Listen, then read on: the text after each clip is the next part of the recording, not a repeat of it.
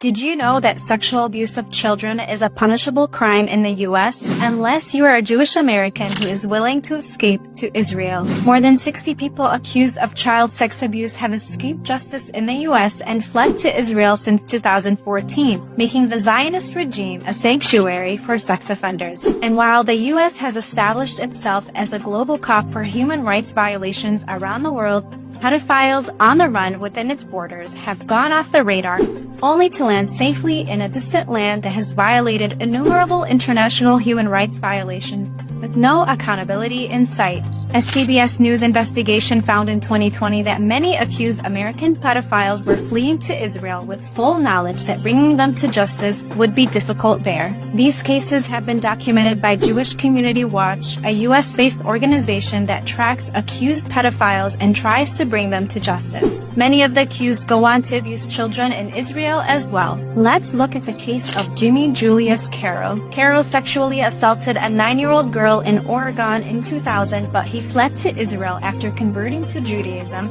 and before being indicted in the U.S.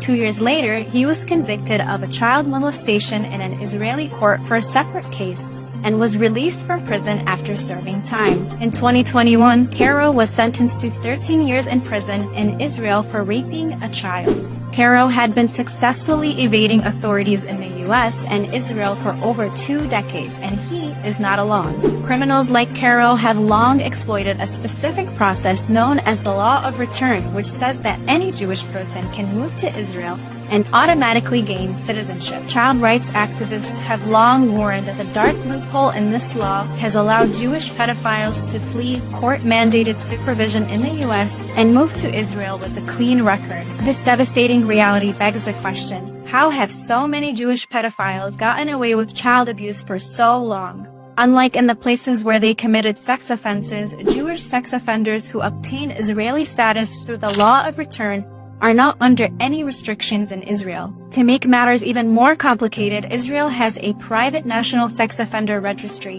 which only Israeli police and prison services can access. But this list is effectively non-existent when it comes to identifying criminals with a history of child sex abuse in other countries. In fact, there is no obligation in Israel to even warn residents about the presence of sex offenders in the community, making it easier for child abusers to find sanctuary there and continue being sexual predators. The problem with escaping sex offenders does not stop with child abusers either. There has been a documented trend of Jewish sexual predators, fraudsters, money launderers, and war criminals in the U.S. fleeing to Israel to seek refuge and avoid punishment.